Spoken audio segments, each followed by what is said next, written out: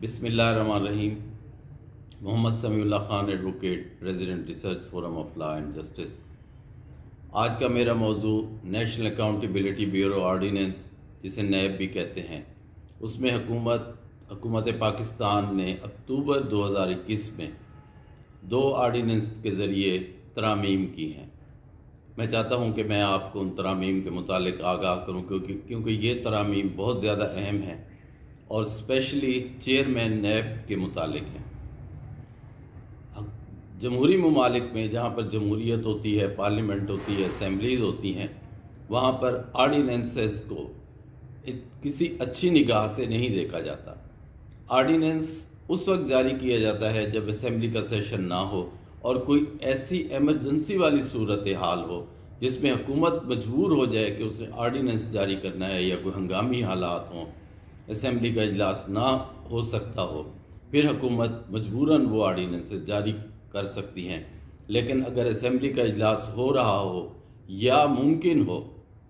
तो जमहूरी ममालिक में बहुत ज़्यादा अवॉइड किया जाता है कि ऑर्डिनेंसेस हुकूमत जारी करे, क्योंकि ऑर्डिनेंसेस वो कानून साजी है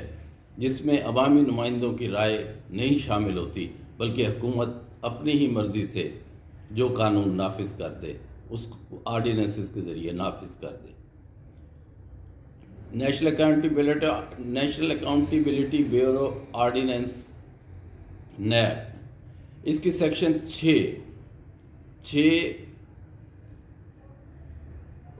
6B1 इसके ज़रिए चेयरमैन नैब को लगाए जाने के मुतालिक है, और चेयरमैन नैब के रिमूवल यानी कि उसको हटाए जाने की भी इसी ही सेक्शन में उसके बारे में लिखा गया है। सेक्शन 6(1)B में चेयरमैन को हटाने का सिर्फ 1-2 तरीके दर्ज हैं कि या तो वो खुद इस्तीफ़ा दे दे या वो सुप्रीम जुडिशल काउंसिल के ज़रिए, यानी कि जिस तरह जज सुप्रीम कोर्ट ऑफ पाकिस्तान को हटाया जाता है, हटाने का तरीक़ेकार है, वही तरीक़ेकार चेयरमैन नैब को हटाने का रख दिया गया है। और इस दफ़ा को और इस तरीक़ेकार को रखने का मकसद ये था कि एहतसाब का अमल, जो कि बहुत ज़्यादा अहम है, और चेयरमैन नैब अपनी आज़ादाना ईमानदाराना सलाहियतों को बरूए कार लाते हुए मुल्क में एहतसाब का अमल नाफिज करे ताकि मुल्क करप्शन फ्री हो सके। अब चेयरमैन नैब को हटाने के लिए और फिर चेयरमैन नैब की मियाद भी सिर्फ 4 साल रख दी गई कि एक चेयरमैन नैब 4 साल तक अपने ओहदे पर बरकरार रहेगा, और पाबंदी लगा दी गई कि उसके ओहदे में कोई तोसी नहीं हो सकेगी। लेकिन पहला ऑर्डिनेंस 6 अक्टूबर 2021 को नाफिज किया गया, और उसमें से वो पैराग्राफ जिसमें उस पर पाबंदी लगा दी गई थी कि 4 साल की मियाद के बाद वो मज़ीद तोसी उसकी नहीं हो सकेगी, उसको हज़फ कर दिया गया। और अब उसमें नई तरमीम के ज़रिए ये डाल दिया गया है कि जब तक नए चेयरमैन नैब तैनात नहीं होते, अपॉइंट नहीं होते, उस वक्त तक पुराने चेयरमैन नैब बदस्तूर अपना काम जारी रखेंगे। अब इसमें जो सबसे बड़ी ख़राबी पहले तो ये है कि ऑर्डिनेंस के ज़रिए आया, दूसरा ये है कि चेयरमैन नैब को लामियाद उसकी अपॉइंटमेंट रख दी गई है कि जब तक नया चेयरमैन ना आए, चाहे वो अगर 10 साल भी नहीं आता,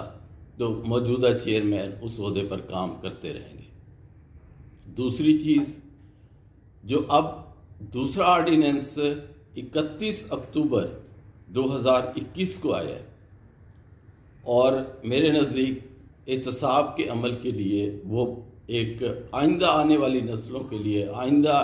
आने वाले अदवार के लिए ये कोई अच्छी रवायत कायम नहीं की गई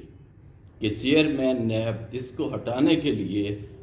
जज सुप्रीम कोर्ट का तरीक़ाकार अपनाना चाहिए था, उस पैराग्राफ को हज़फ करके अब रख दिया गया है कि प्रेसिडेंट ऑफ पाकिस्तान, सदर पाकिस्तान, जब चाहें चेयरमैन नैब को किसी भी इल्ज़ाम के तहत हटा सकते हैं। पाकिस्तान के जो हालात हैं और जितनी करप्शन पाकिस्तान में हो रही है, कोई भी चेयरमैन चाहे आप किसी को भी लगा दें, पहली चीज़ तो ये है कि वो हुकूमत, क्योंकि सदर पाकिस्तान भी उसी हुकूमत का नुमाइंदा होता है, वो लाजमी बात है कि हुकूमत ही की आशीर्वाद के तहत काम करता रहेगा। उसे हर वक्त ये तलवार लटकी रहेगी कि कब प्रेसिडेंट ऑफ पाकिस्तान उसको हटा दे। नंबर 2, वो जो भी चेयरमैन एक दफ़ा लग जाएगा, उसकी कोशिश होगी कि दूसरा चेयरमैन आए ही ना और वो बदस्तूर अपने ओहदे पर काम करता रहे, क्योंकि हमारे मुल्क में इन ओहदों को जितनी मराद, जितनी सहूलतें, जितनी तनख्वाहें, भारी तनख्वाहें दी जाती हैं, उससे शायद हमारे मुल्क का 1000 फर्द आसानी से रोज़गार कमा सकता है। जितनी ये एक शख्स, ये जो हमारे ओहदे पाकिस्तान में तकसीम हो रहे हैं, इस तरह के हैवी ओहदे, इनकी तनख्वाहें, इनकी मराद, इनकी सिक्योरिटी, इनके ड्राइवर्स के ख़र्चे, इनके पेट्रोल के ख़र्चे, इनके नौकरों की तनख्वाहें, सिक्योरिटी अलहदा, इतने अखराजात हैं कि हमारे 1000 बंदा एक ओहदेदार के बदले आराम से अपना रोज़गार कमा सकता है और अपनी गुज़र औकात कर सकता है। एहतसाब के अमल को इन 2 आर्डिनेंसेस के ज़रिए हकीकी बात है कि बहुत ज़्यादा धचका लगा है और अपोजिशन हमारी वो माँ सिवाय इसके कि एक खोखले बयानात और खोखले उस पर काम कर रही है और मजम्मत कर रही है और मुस्तरद कर रही है, लेकिन असम्बलियों में जाके कोई भी बात करने को और इन आर्डिनेंसेस के ख़िलाफ़ काम करने को, मेहनत करने को कोई भी तैयार नहीं है। मेरी अब भी हुकूमत से गुजारिश है, क्योंकि वो पावर रखते हैं, ताकत में हैं, कि ऐसे आर्डिनेंसेस जिसमें एहतसाब का कत्ले आम हो, करप्शन बहुत ज़्यादा होना शुरू हो जाए, अभी भी हमारे मुल्क में कम नहीं है, ज़्यादा होना जाए, होती जाए, मेहरबानी करके इससे गुरेज करें और ऐसे आर्डिनेंसेस